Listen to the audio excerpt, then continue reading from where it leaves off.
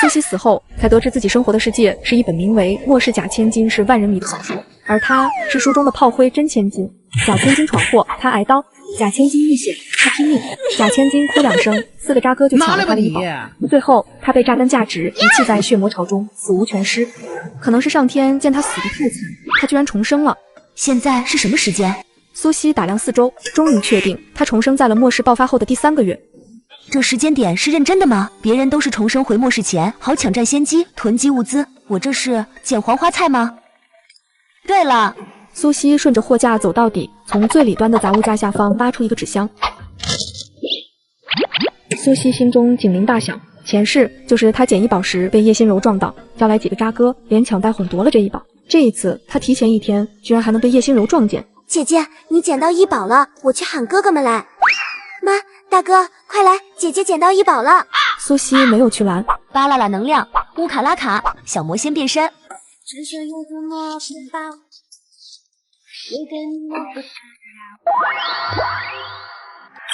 恭喜你成功吸收一宝巴啦啦小魔仙魔法棒中的能量，获得百变无敌技能。催动技能，你便能变身为周身3米内任何一个未被污染的生物。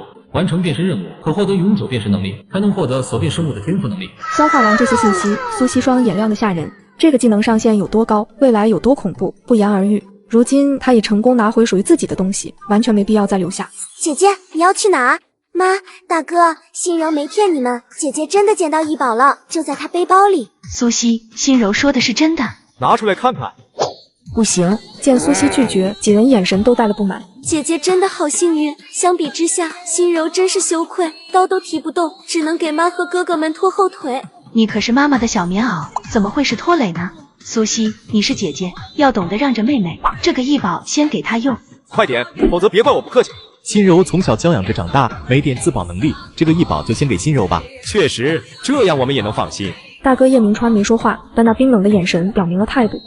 哼，你也知道自己老拖后腿啊，都末世3个月了，还连衣裙配高跟鞋，你是想害死谁吧？妈，哥哥，我没有，我真没有想害任何人。你这一鞭子要是抽实了，苏西不死也得老三，住手！哼，为了抢我的医宝给养女，你们是真下得了手。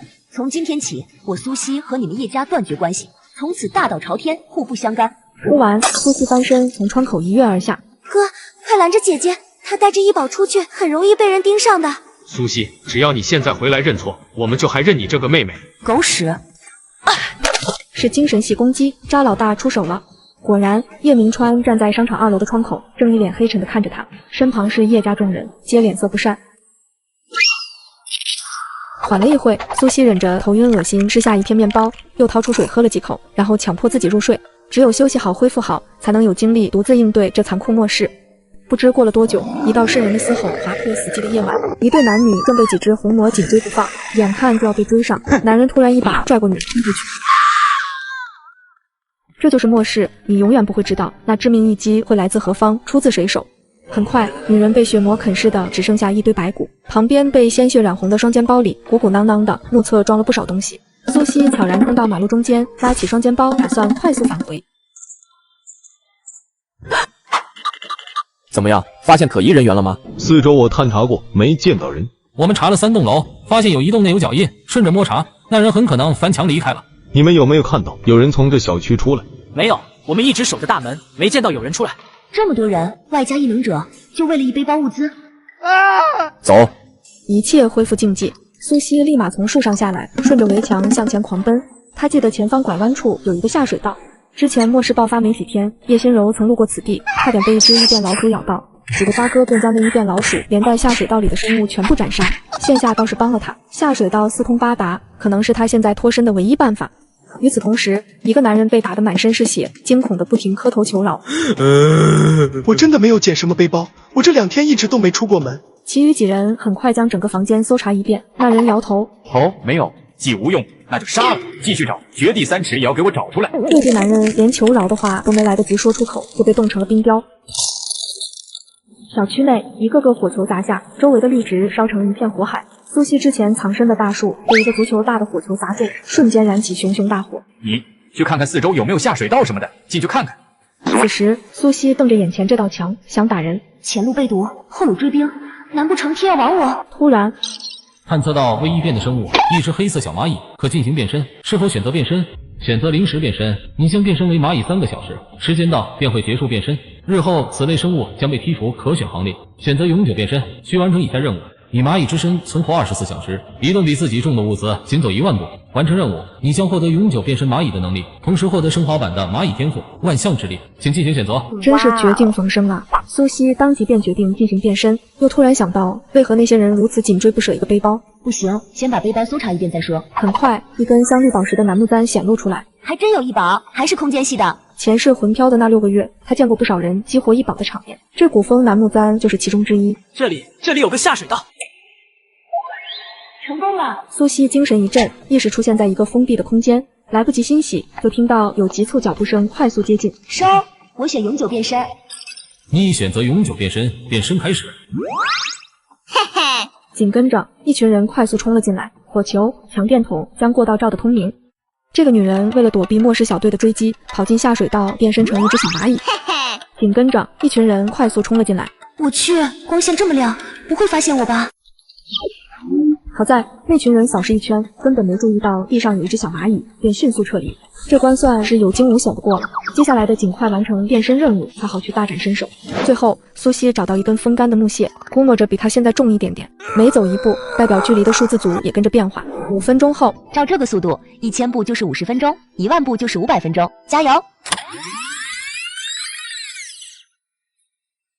昨晚到现在没吃什么东西，又忙了2个小时，苏西现在急需填饱肚子。缓了下，苏西开始抱着松软的面包大快朵颐，吃到撑，面包也就少了微不足察的一个小坑。恭喜你完成变身任务2，拖拽比自己重的物件行走1万步。现在只需要找个安全的地方睡一觉，等待变身时间结束。苏西爬上墙，躲进一处裂缝中，将自己藏好。下一秒进入梦乡。不知过了多久，这声音越来越近。突然，在经过苏西时停了下来。苏西猛然警醒，来不及思考就往后猛退，一根尖锐的东西刺在他刚刚的位置。异变生物！苏西警惕地看向洞口，是异变的红眼毒蛛。这玩意本就是蚂蚁的天敌，加上变异，根本不是我此刻能对付的。看来只有等到完成变身任务，获得万象之力，才能逆转局势。苏西赶紧查看脑海中的任务进度，还剩最后1分钟，苟住！妈呀，救命啊！恭喜你完成永久变身任务，获得变身小蚂蚁的能力，以及蚂蚁的升华天赋万象之力。苏西只觉一股暖流在体内涌出，蔓延到4肢百骸，全身上下充满了神奇的力量。哇，这就是万象之力吗？现在就拿着小小毒蛛试试水，结束变身。空间受限，无法进行变身。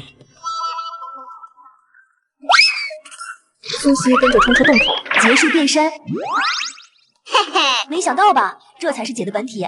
小样，受死吧！外面什么声音都没有，一片死寂，整个小区被烧了个一干二净，可见昨晚那些人有多气急败坏。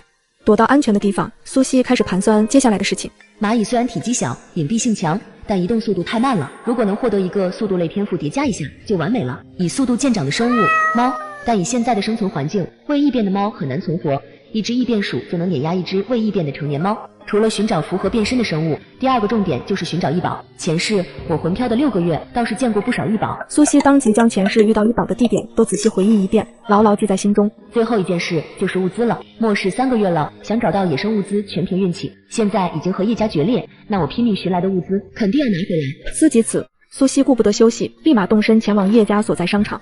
叶家物资都存放在商场1楼大厅，一个由渣老二用土系异能打造的密闭堡垒，四周还有保镖24小时无死角看守。苏西变身成小蚂蚁，悄然爬向商场。进入商场后，苏西抬头就看到门后藏着一个身形精瘦、目光凌厉的大汉，是龙11。他是叶家雇佣的退伍特种兵，身手了得。除此之外，商场内还有4个人，隐藏在各个方位，都是无异能的普通人，根本发现不了变成小蚂蚁的苏西。很快，苏西到达大厅中央的堡垒，这堡垒浑然一体，只在顶部留了一扇天窗，这样站在2楼，透过天窗就能看到堡垒内的情况。苏西顺着墙体向上爬，决定在天窗上开洞。墙体太厚太坚硬，挖起来很费时间。一道微不可察的声音响过，玻璃被砸出一个小坑，四周平静如初，显然没发现这里的异常。苏西从洞口钻进堡垒，悄然变回人形。把物资收进空间必须要他接触到才行，蚂蚁太小，行动起来太慢。收。正收得起劲，外面突然响起刹车声。张老大居然提前回来了，以他的习惯，每次回来都会第一时间清点物资入库。思及此，苏西加快速度将整个库房死而空撤退。老三，快拿药来！龙二、龙五受伤了。苏西趴在3米高的堡垒上，将下面的情况看得一清二楚。受伤的龙五整个后背一片焦黑，一看就是被火系异能攻击了。紧接着又抬过来一个人，那人右腿裤管高高卷起，露出青紫发黑的小腿。这是冻伤，应该是冰系异能造成的。这两人基本没救了，除非叶老大能找来治愈系异能者。治愈术相传可活死人、肉白骨，治疗这些伤肯定没问题。大哥，他们怎么伤得这么重？居然还有人敢伤我叶家的人！是一个猎宝小队，对方3个异能者，还全是攻击系的异能。龙二后背被对方的火球砸中，龙五被对方冰系异能冻住了一条腿。要不是大少爷及时反击，二少爷跟着竖起土墙阻挡，给我们争取撤离的时间，我们恐怕都要交代在那。少爷，龙二、龙五他们还能救吗？叶老大不知如何开口，一旁的叶心柔突然眼眶含泪道：“龙二、龙五是出去找姐姐才受的伤，不管怎么样，我们都会尽力医治的。”此话一出，众保镖看向叶心柔的眼神都带着感激。我今天就把话放在这，你们跟了我，为我办事，只要不背叛叶家，无论何时，我叶家都不会放弃你们。一时间场面温馨不已，只有苏西被天降的大锅砸得直跳脚。不是，你有病吧？明明是出去找物资的，出事了就往我身上扣。他现在拥有万象之力，刺叶心柔2下，保证让他今生难忘。突然一阵妖风起，破开大门，呼啸而过。叶家4渣下意识地将叶心柔护在中间，只有小蚂蚁苏西被狂风卷起，一头撞在墙上。是风起的邪门，11，快把门关上！大家看看有没有受伤，守卫报备。1位正常，2位正常，3位正常，4位正常。看来只是一阵风，大家不必慌。30米外的墙面上，苏西不服，却也明白了，有天道守护，他若想对付女主，受伤的只会是自己。但他既然能重生，能护住自己的医保，就说明剧情不是不可变的。仙狗发育，静待时机。重生归来的炮灰女配看到绿茶女主就想给她一拍，结果半路被一阵妖风推翻，差点交代了小命。这可是室内啊，喂，还有天理了吗？苏西收拾好心态，准备偷偷去把门口的悍马和越野车收了，结果看到叶老大拉着叶心柔神神秘秘的离开。心柔，这是我意外获得的，给你，你找出激活办法进行融合。异宝，我说呢，打得你死我活，果然是跟异宝有关。手术刀为载体，这不会是治愈异能吧？要知道，异宝属性和异宝载体有一定的关联，比如苏西的百变技能载体是一根变身魔法棒，叶老三的植物系异能载体是一个盆栽，叶老二的土系异能载体是一个泥人，叶老大的精神系异能载体是一颗水晶球。叶心柔紧紧握着异宝，眼中闪烁着贪婪的光芒。大哥，这是你们拼命得来的异宝，给我吸收，真的可以吗？怎么不可以？这是我和老大发现的，我们愿意给你，你就拿着。是谁昨天还因为没有异能，觉得自己是拖累哭鼻子的？二哥，你再取笑人家，人家不理你了。苏西悄然后退，向着装满物资的悍马跑去。快让让，龙二、龙五有救了！心柔觉醒了治愈术。在场众人都呆了呆，反应过来，纷纷激动又惊喜地看向叶心柔。真的，小姐真的觉醒治愈术了？这么大的事还能有假？心柔，你先给龙二看看，他伤得重，等伤情稳住，再给龙五看腿。是，大哥。叶心柔在众人的注视下，伸手虚按在龙二伤口上，柔和的白光从他手掌发出，笼罩住伤口。龙二，我也是第一次施展异能，你要是有什么不舒服的，可一定要说，我好调整。龙二受宠若惊，我只觉得背上暖暖的，还有些痒，其他的没有任何不舒服。大小姐，感觉到痒，这么快？你们看，他的伤口真的在愈合，治愈术也太神奇了。有了这个，我们以后受伤都不用怕了。一个团队一旦拥有一个治愈师做后盾，存活率、战斗力都将发生天翻地覆的变化。此时，众人心里都有一个想法：抱紧叶家这条大腿。这么快就找到激活方法，真不愧是天道宠儿。苏西趁着众人注意力都被叶心柔吸引的空跑，又立马跑向后面的越野。收完了车，苏西头也不回，转身就跑。车可是大件，很容易被发现，跑得慢了可就跑不掉了。叶心柔立即收手，整个人都有些虚弱。我现在只能做到这种程度，应该能暂时稳定住龙二的伤势。要想痊愈的话，还需要多治疗几次。能保住命就好，有你的治愈术在，总会好的。是啊，心柔，你刚觉醒治愈术，不要太勉强自己。心柔，来喝口水休息一下。谢谢哥哥，我没事。老板，车不见了。这么大一个车怎么会不见了？没听到车响吗？我一直守在这，没听到异响。那么大一个车不可能凭空消失，障眼法，什么也没有，车真的消失了。物资，我们的物资会不会凭空消失？叶老大神色大变，带着叶老二赶忙跑向堡垒。是谁？是谁干的？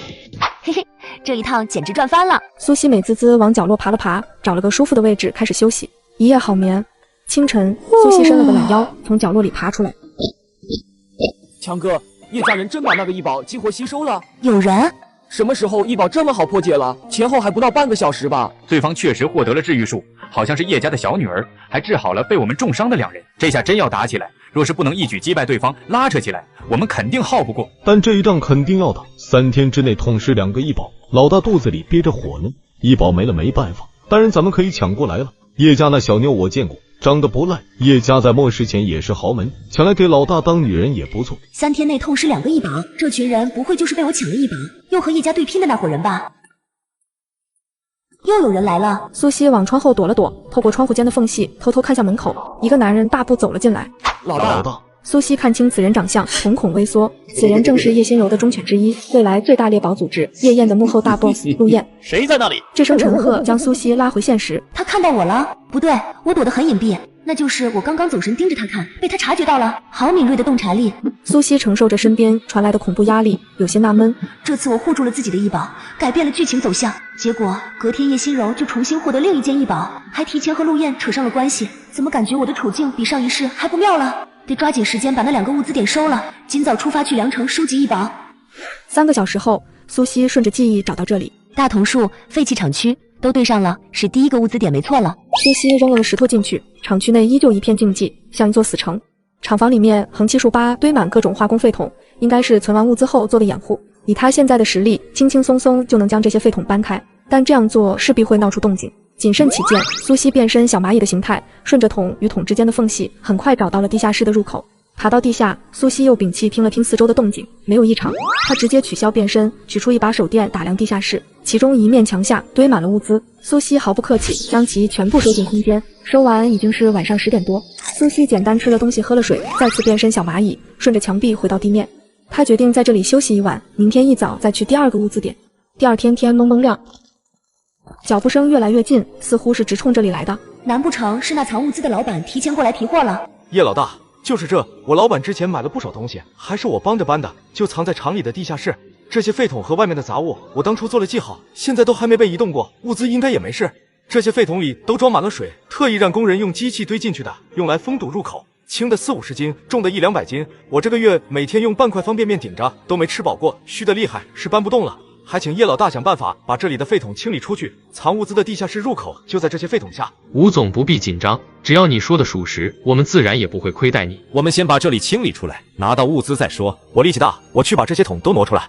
前世叶家撤离的路线似乎是东南方向，这一世之前的物资被我一扫而空，现在为了这批物资特意绕过来也正常，只可惜晚了一步，物资已经被我全部收入空间了。废桶很快被清理干净，就是这里。不过要是在我老板那里，咱们想进去恐怕只能破门了。我来，走下去看看。苏西趁大家注意力都在地下室，悄无声息地爬出厂房，顺着墙根向大门爬去。没想到刚爬到围墙边，叶老大就带着人冲了出来。大哥，怎么了？又注意到众人都两手空空，叶心柔神色一沉，是吴达在骗我们，这里根本就没有物资。吴达闻言吓了一跳，叶小姐，我真没骗你们，这里确实囤了不少物资，但我也不知道什么情况，门堵得好好的，里面的物资却不见了。叶老大，你知道我的，就是给我10个胆子，我也不敢骗人啊。吴达急得直抹汗，目光求助地看向叶老大身后的保镖龙六。他和龙六是同乡，昨天2人意外相遇，吴达相中叶家的实力，就由龙六牵线，用这个物资点作为加入叶家团队的敲门砖。老板，看地下室的痕迹，那里确实存放过大量物资，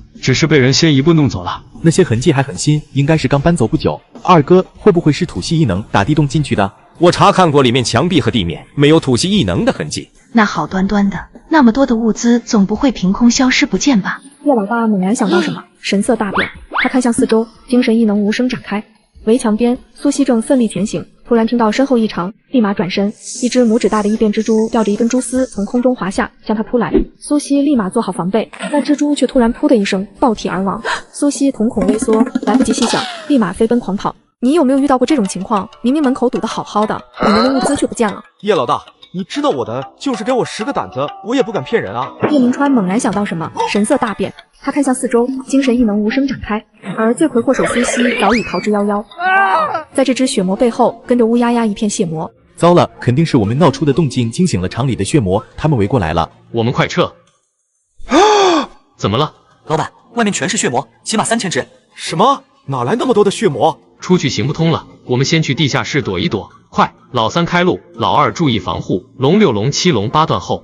这边苏西已经到了第2个物资点城西仓库，据说是准备开大超市的老板备货时没租到食品区，就在家具区租了个仓库过渡。苏西一路路过食品区仓库，库门都大开着，显然被洗劫过。往里的家电区也有被翻动的痕迹，但大体还算整洁。随着深入家具区，再没见到被破开的仓库。就是这里了，库门紧闭，里面的物资应该还在。苏西变身蚂蚁从门缝里爬进去，就看到近千平的库房里分门别类堆放着各种物资。这一波赚大发了。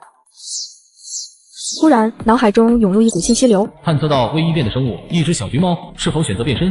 选择临时变身，你将变身为小橘猫3个小时；选择永久变身，需完成以下2个任务：以橘猫之躯存活3天，击杀10只异变鼠。完成任务，你将获得永久变身橘猫的能力，同时获得升华天赋神级猎手。未变异的小橘猫在哪？检测到目标生物生命力在快速消散，请在10秒内做出选择。变身，立马变身！好不容易遇到个可变身的生物，可不能就这么错过了。苏西凭空消失，原地出现一只胖乎乎的小橘猫。嘿嘿，人长得俊，真没办法，变成蚂蚁腿长腰细的，变成猫也这么可爱。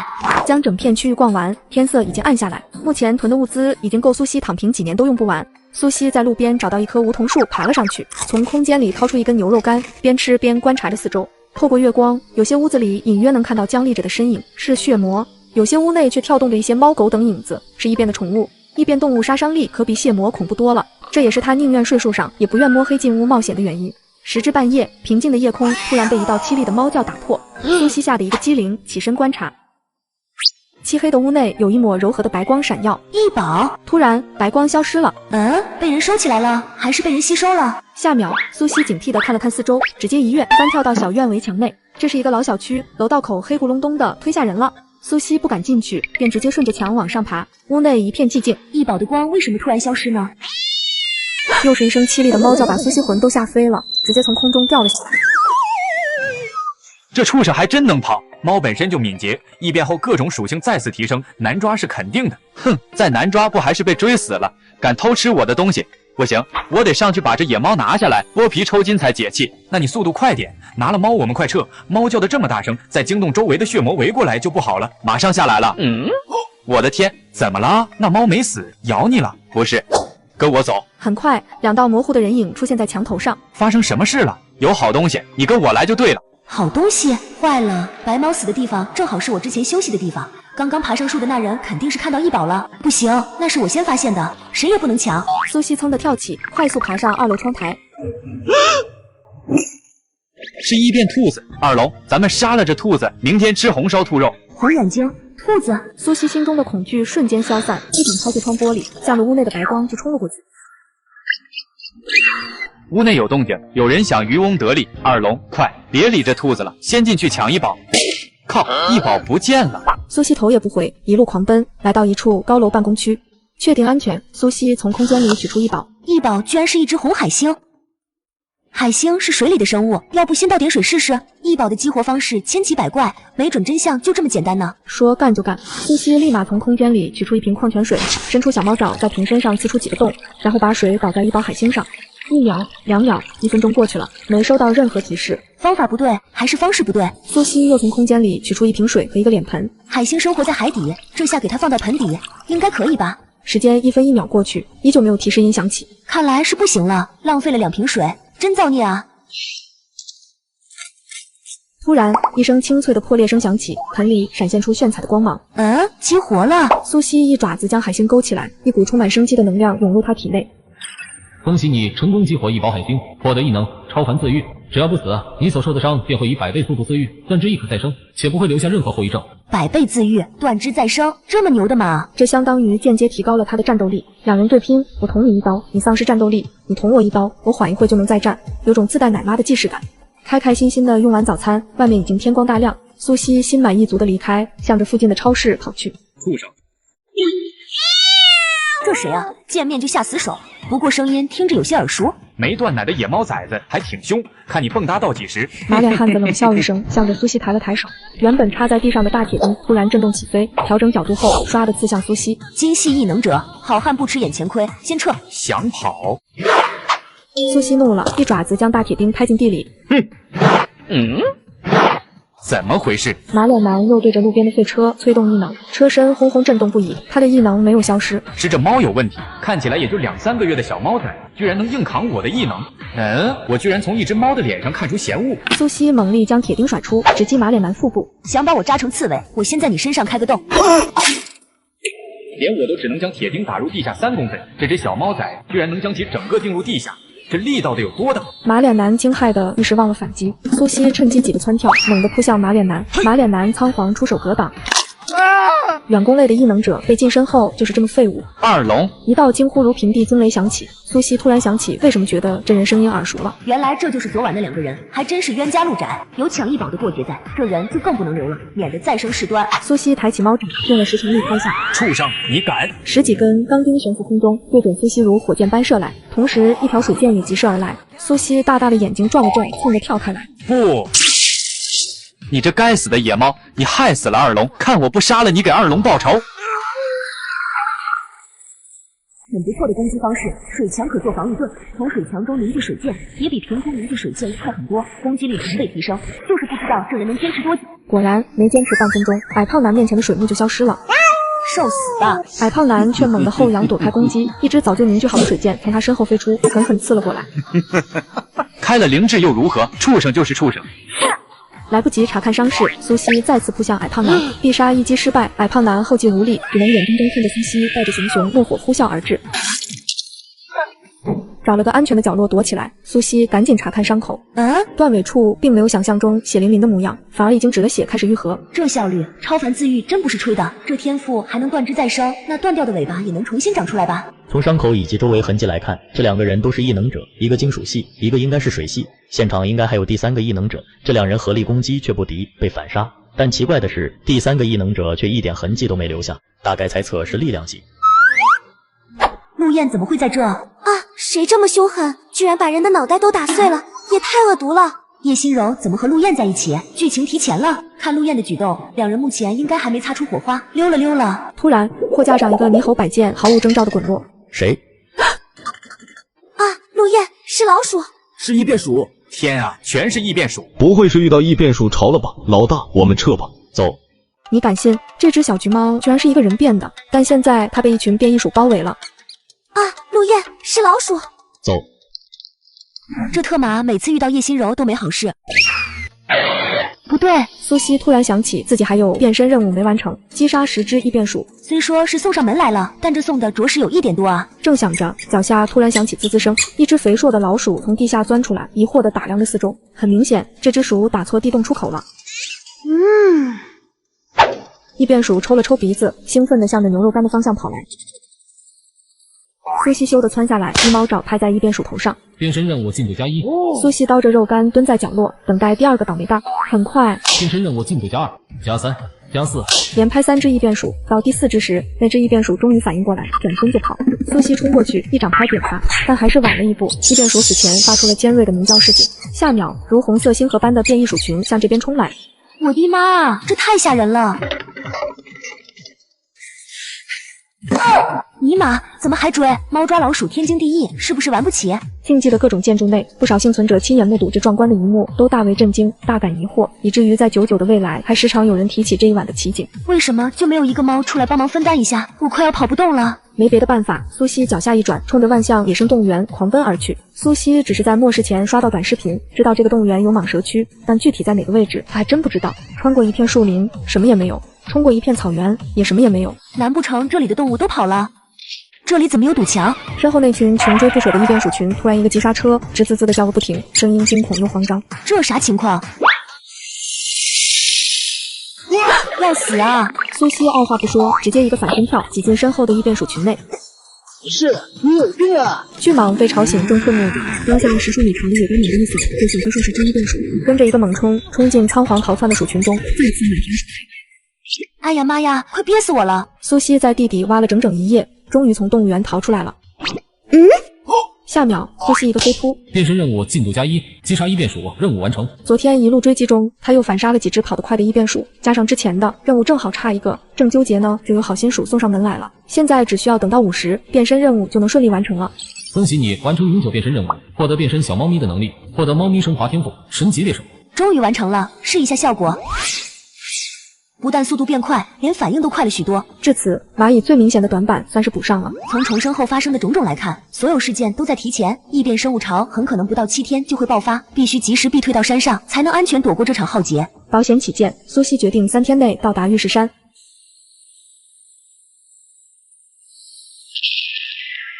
前方一辆汽车冲天而起，砸落下来时已经成了一个空架子。这威力很像异变植物果实爆炸果，前世就有不少人利用这果实杀人越货，但凡被爆炸果炸到的人，就算是异能者，能不缺斤少两活下来的都很少。这还等什么？快退！突然，苏西心头狂跳，来不及多想，他猛地推开车门，跳车狂奔。阿强，你干什么？知道爆炸果多难采摘吗？你就这样白白浪费一个。哎呀，我这不是不熟悉，想练练手吗？等开战后好扔得准一些。你小子悠着点，爆炸果数量少且易爆，你可千万别大意害了大家。我知道了，二叔。回来刺探敌情的苏西将这对话听得一清二楚，几人一副谈论今天天气如何般的轻松样，似乎用爆炸果炸死人是一件稀松平常的事，看来平时没少这么干。马路对面，4个男生将一名娇小的妹子护在身后，妹子被挡了大半个身影，只能看到其紧紧抱着怀里的背包。这架势，背包里不会有异宝吧？识相的，把异宝和那女生留下，其他人给我滚，否则就别怪我们不客气，送你们几个果子吃。这果子的威力你们刚刚也看到了，一颗就能连人带车炸上天，你们几个的骨头能有那车硬？非要敬酒不吃吃罚酒，我就炸了你们再捡异宝，反正异宝又炸不坏。我们拼了，魏哥，你是土系异能，到时你多拉几个陪葬，我们死了也不怨。就是咱们好不容易找到的异宝，凭什么便宜这些人？这些人没一个好的，就算给了异宝，也不一定会放过咱。他们还想要阿宁，这世道他们要阿宁一个女子干什么不用想也知道，还不如拼了，杀一个不亏，杀2个就是赚的。末世本就艰难，这2天我还发现不少异常现象，恐怕不久的将来要爆发一次异变生物潮，到时候大环境只会更糟糕。我们绝不退让，赢了咱们就是2个异能者，输了不会早投胎，18年后又是一条好汉。活着才是最大的资本。阿瑞、明杰、乐哥、小来，异宝虽然难得，但没了还能再找。但小命要是没了，那就真的什么也没有了。给你们1分钟思考时间，不给我就炸飞你们。那个叫阿宁的女生从人群后走了出来。你要干什么？我去和他们谈，将异宝给他们，让他们放过我们。实在不行，你们就走吧，不要管我了。我们一路走来，经历那么多，好不容易活下来，没道理为我一个人丧命。居然是她，一个比叶家还豪门的百年书香世家，宋家现任家主的小女儿宋婉宁。